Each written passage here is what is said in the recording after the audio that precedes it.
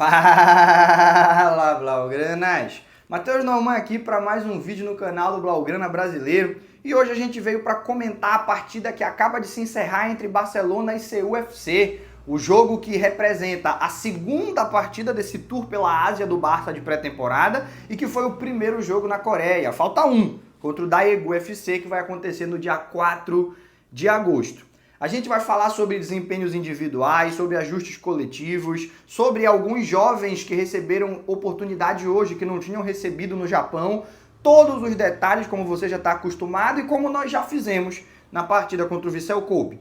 No entanto, antes da gente ir para o conteúdo propriamente dito, curte o vídeo, se inscreve no canal, hypa essa ferramenta nova no YouTube que dá bastante repercussão para os vídeos, porque fazendo tudo isso você me ajuda a continuar crescendo e a levar um conteúdo cada vez melhor para Blaugranas espalhados pelo mundo inteiro. Já curtiu? Se inscreveu? Hypou? Então vamos lá. Você me deu o seu engajamento, eu vou te devolver entretenimento. E a gente já começa as informações de hoje falando sobre a estreia desse segundo uniforme.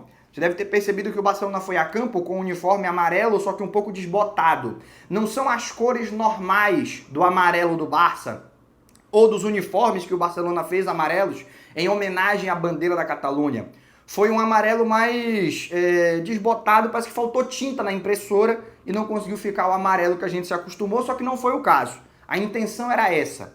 Essa é uma camisa que foi feita em parceria com a marca do Kobe Bryant, uma das grandes lendas do basquete, uma das grandes lendas da NBA, faleceu de maneira trágica em um acidente de helicóptero recentemente. A marca dele permanece, administrado por outras pessoas, mas permanece.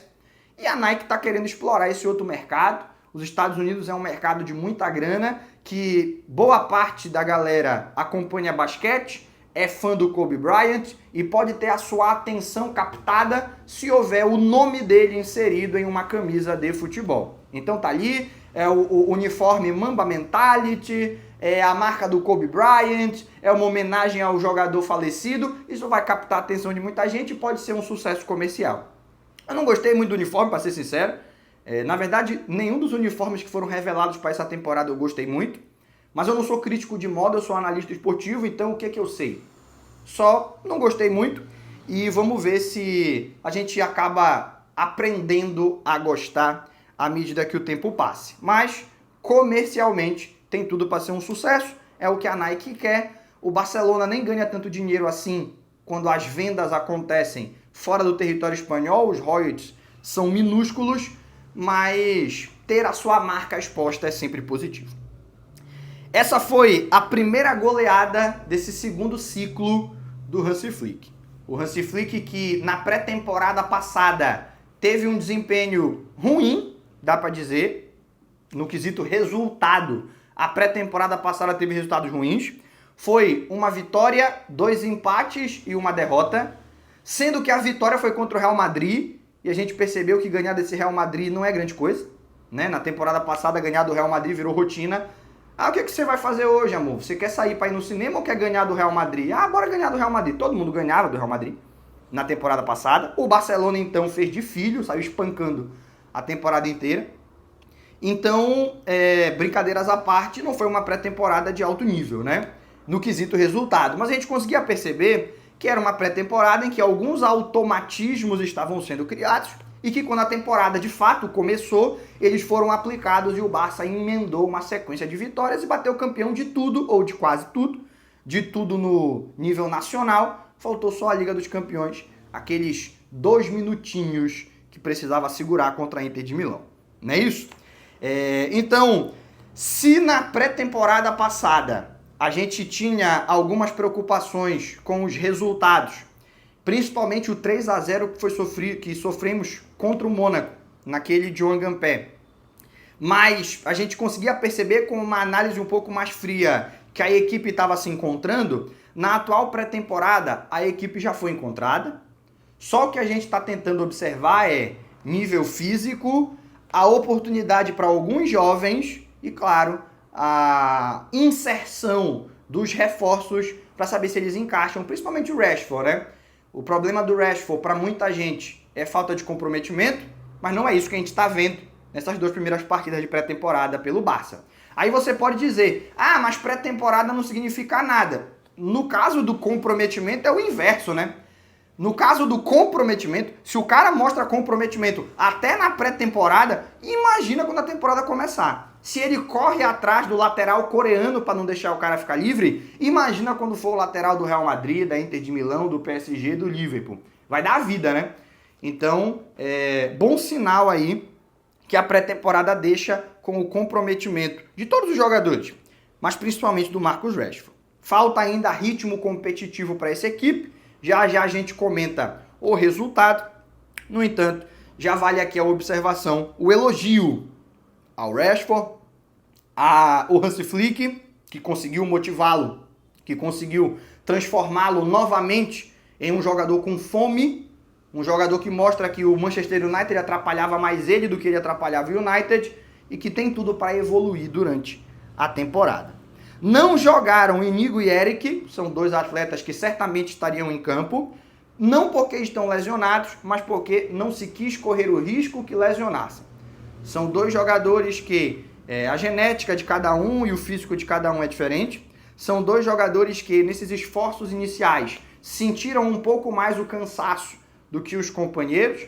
E ao invés de forçá-los, correndo o risco de, numa lesão, talvez até leve, mas ainda assim uma lesão, eles perdessem o começo da temporada e o resto da pré-temporada, hoje descansaram, quanto da UFC eles voltam a jogar. O que acarretou uma situação que alguns torcedores vinham propondo e que eu concordo, que era uma situação interessante. Testaram o Gerard Martin na zaga. Zagueiro canhoto, nós só temos o Inigo. O Gerard Martin seria uma outra opção de zagueiro canhoto. O Christensen já jogou várias vezes pela esquerda, mas não é canhoto. O Basile jogou várias vezes pela esquerda, mas não é canhoto. Zagueiro canhoto mesmo, só tem o Inigo Martínez. E a gente olha para as características do Gerard Martin e a gente enxerga um cara que tem potencial para ser um bom zagueiro. Melhor zagueiro do que a lateral. E hoje ele foi testado nessa posição. Quem sabe ele passa a ser considerado uma opção de emergência nessa temporada. E como já aconteceu com o Eric Garcia e com o Koundé, que eram zagueiros e viraram laterais, e hoje ninguém nem pensa em trazê-los de volta para a zaga, talvez o Gerard Martin ele faça a contramão. O mesmo caminho na direção contrária. Ele venha da lateral para a zaga e se consolide por ali. Só para ilustrar, ele ganhou 100% dos duelos aéreos, que é uma característica dele. Ah, mas contra os coreanos é fácil. Ele ganhou 100% dos duelos aéreos hoje. Mas ele foi o lateral com mais duelos aéreos vencidos no Campeonato Espanhol na temporada passada, com o melhor percentual de duelos aéreos vencidos no Campeonato Espanhol na temporada passada. E ele acertou hoje 95% dos passes, 100% dos passes longos. Dos passes longos ele acertou 100%. E ele precisou tentar o desarme por baixo 4 vezes. 2 ele conseguiu, 2 ele fez a falta. Uma personalidade que é interessante para um zagueiro. Desde que ele não seja dentro da área ou que não acarrete uma expulsão, o zagueiro quando é driblado faz a falta e mata a jogada. É uma característica interessante. Então, muito cedo para dizer gostei do Gerard Martin na zaga e mais cedo ainda para dizer que ele vai ser utilizado nessa demarcação durante a temporada, mas a torcida pediu o teste aconteceu e nesse teste ele passou. Tudo bem? O grande problema do Barcelona hoje foram os 3 gols sofridos, principalmente abrir 2-0 e tomar um empate. Em algum momento você teve a sensação que o Barcelona não ia ganhar o jogo, mesmo quando tomou um empate 2-2? Não, era evidente que o Barcelona ia ganhar, que a diferença entre as equipes era grande, que o Barça ia conseguir os gols necessários para sair vencedor da partida, isso estava muito claro. O Barcelona estava amassando. Mas nas poucas vezes que o CU ia lá, ele conseguiu os gols.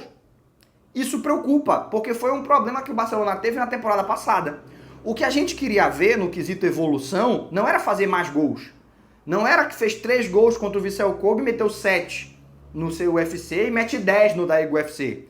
Isso daí a gente já sabe que o Barcelona é capaz de fazer. Fazer muitos gols em qualquer adversário, o Barcelona faz com tranquilidade. Pegou a Inter de Milão, que na época era tida como a melhor defesa do mundo, e bagunçou. E depois que o Barcelona bagunçou, ninguém mais levava a defesa da Inter de Milão muito a sério, né? Depois o PSG meteu 5, o Fluminense meteu 2, enfim. Mas até aquele momento, melhor defesa do mundo. Meu Deus, quem será capaz de fazer um gol na Inter de Milão? O Barcelona vai lá e mete 6, entre ida e volta. Só que não foi o suficiente para ir até a final, porque tomou 7 de um ataque que não era um dos melhores ataques da Europa. Então, meter um monte de gol em qualquer um, independentemente de ser o CUFC, a Inter de Milão, o Liverpool, o Real Madrid, o Barcelona vai conseguir. A gente sabe disso, o time já está preparado para isso. O que a gente quer enxergar é um time que evolua no aspecto defensivo. E está muito cedo, isso daí tem que ser falado, mas a gente tem que trabalhar com o que a gente viu até agora. E até agora, essa evolução ainda não apareceu. Não adianta pedir contratação, traz o Bastoni e o Rúben Dias, não é assim que funciona. Nem para Manchester City, PSG, é mais assim que está funcionando, né? Eles não estão contratando grandes estrelas toda a janela em abundância. As regras de fair play financeiro estão limitando bastante as ações de vários clubes, embora na Premier League bem menos do que fora. Então, mesmo que o Barcelona não estivesse numa crise financeira, a resposta não é contratar 4 defensores novos para resolver o problema. O Barcelona tem talento defensivo, tem Christensen, tem Inigo, tem Kubasi. O Araújo, quando escuta o hino da Champions, dá uma tremida nas pernas, a gente já falou sobre isso. Mas, no geral, é um zagueiro extremamente talentoso, é um bom zagueiro. O time tem material para trabalhar, só precisa dos ajustes que eu tenho certeza que o Hansi Flick vai encontrar. Mas que a gente tem que ser sincero, até agora não encontrou. É uma missão que ele tem pendente. A única missão que ele tem pendente. Se o Barcelona resolver os seus problemas defensivos, acabou a competitividade no futebol, né? Não é contratando jogador famoso que acaba a competitividade no futebol.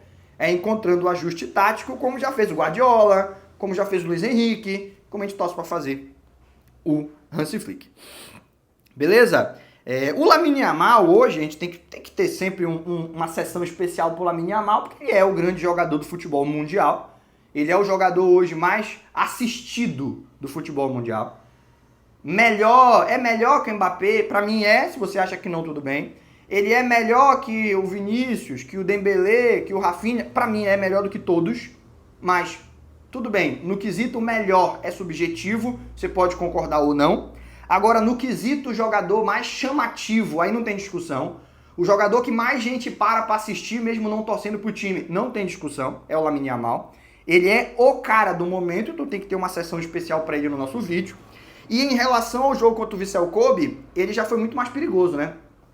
Contra o Vissel Kobe, claramente por falta de ritmo, sendo desarmado muito fácil, hoje meteu 2 gols, conseguiu vários dribles, puxou várias jogadas. A atuação excelente do Lamine Yamal, só que tem um detalhe que a atenção dele vai ter que ser chamada. Tem que chamar, Yamal, vem cá, não repita isso.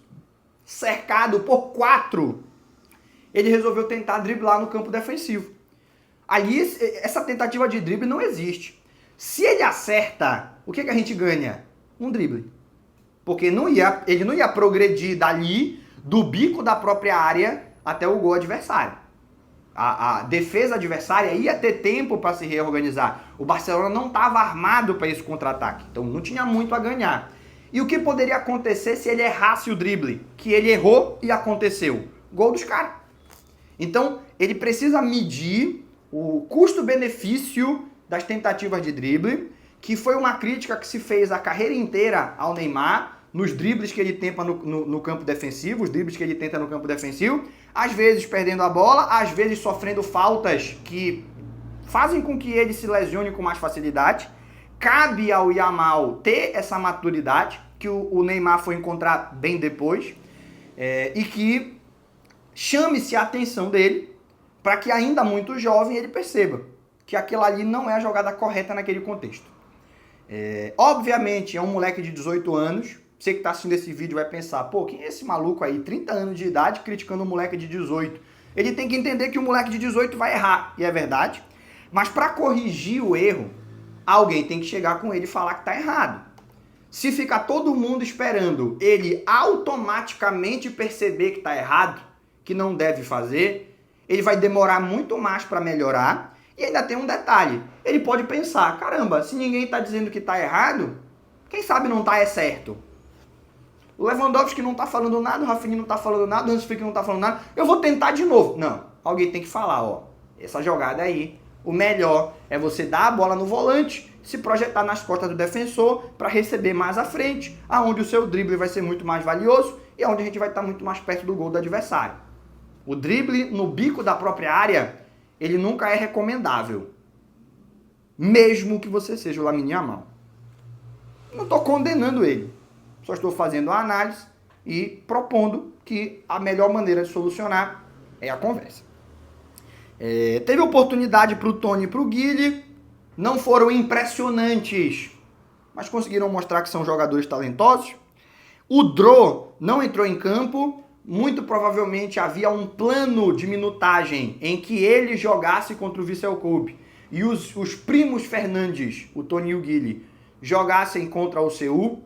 Não imagino que ele tenha perdido a vaga com o gol que fez, não tem muito sentido isso.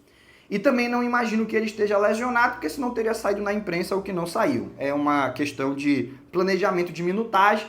Os três são moleques que não estão nos planos para o time principal, mas que estão sendo observados para serem utilizados em caso de emergência ou se impressionarem de maneira gigantesca.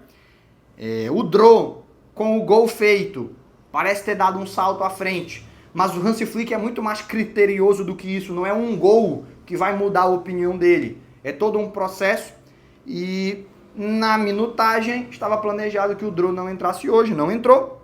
Alguns podem ter sentido falta e achado que ele se lesionou, mas não foi o caso. E a gente repete um pouco sobre o Rashford, né? Já falou mais cedo dele no vídeo, mas não custa repetir. Ele não fez gol, mas hoje ele foi mais ameaçador do que no jogo contra o Vissel Kobe e manteve o mesmo nível de comprometimento, acompanhando o lateral, tentando desarme, atrapalhando saída de bola. Irmão, se o problema dele era a falta de raça, era a falta de vontade, era a falta de sacrifício tático, o problema está resolvido. Bastou 2 semanas de conversa com o Hansi Flick e o cara virou um leão, como o resto do time do Barcelona é. Que bom que vai se desenhando um cenário em que o Rashford, no seu empréstimo, vai mostrar que era o United que o atrapalhava e não o contrário. Isso vai ser excelente para o Barcelona. O Christensen também fez gol, golaço. Ferran fez 2. O Gavi deixou o dele. O Barcelona tomou 3 gols. 7-3, placar dos anos 60. Placar dos tempos românticos do futebol. 8-4, 7-3, 5-5. Isso daí são placares que a gente não via há muito tempo. O Barcelona está ressuscitando. Está trazendo de volta esses placares dos tempos românticos do futebol. 5-4 contra o Benfica. Todo mundo falou... os pseudo-intelectuais, 5-4 é resultado só quando os dois times jogam muito mal, porque o futebol moderno não permite, e aí o Barcelona repetiu placares do tipo ao longo da temporada inteira, e foi visto como o melhor time. Depois o PSG se concretiza campeão da Champions, ele ganha essa função, essa posição. Mas na maior parte da temporada, o melhor time da Europa, e justamente pelo seu jogo ofensivo. Tem que melhorar o aspecto defensivo? Sim, e já falamos anteriormente. Mas no aspecto ofensivo, na quantidade de gols que produz e do encantamento que gera em quem assiste, nenhum time está no nível do Barcelona. Beleza? O que a gente pode concluir de tudo isso? Não muita coisa, porque você deve ser igual eu. A gente tá assistindo o jogo, sai gol dos caras, a gente fica puto, sai gol do Barcelona, a gente comemora. Mas no fundo a gente sabe que pré-temporada, dane-se o placar. O importante é a molecada que entra, desempenha bem o papel, entende os conceitos do treinador. Os reforços que chegaram se entrosam dentro de campo com os atletas que já estavam. Os veteranos, como são Lewandowski, Nigo, enfim, eles conseguem manter o nível físico, eles mostram na pré-temporada que o seu físico está intacto, que o seu físico está preservado. Então, são muito mais sutis as lições que ensinam uma pré-temporada. E você não consegue aprendê-las olhando para o placar. Mas que é bom ganhar né? Ainda mais uma goleada, ainda mais fazendo 7 gols. Então, conclusões para a temporada. Ainda não conseguimos tirar nenhuma, no entanto, a gente já consegue perceber que é um Barcelona que mantém o seu nível ofensivo, mas que ainda precisa de alguns ajustes que devem e podem ser alcançados até a temporada começar no aspecto defensivo. 62 mil pessoas foram assistir esse jogo, é gente pra caramba, e tomara que, contra o Daegu FC, que vai acontecer a partida no dia 4 de agosto, no mesmo horário, 8 da manhã, no horário de Brasília, o público seja igual ou maior. Por hoje, vai encerrando o nosso vídeo. Você ficou até o final é porque gostou? Curte, se inscreve, hypa! Fazendo tudo isso, você me ajuda a continuar crescendo e a levar um conteúdo cada vez melhor para blaugranas espalhados pelo mundo inteiro. Espero que você tenha gostado. Por hoje, a gente se despede. Aquele abraço e até o próximo vídeo.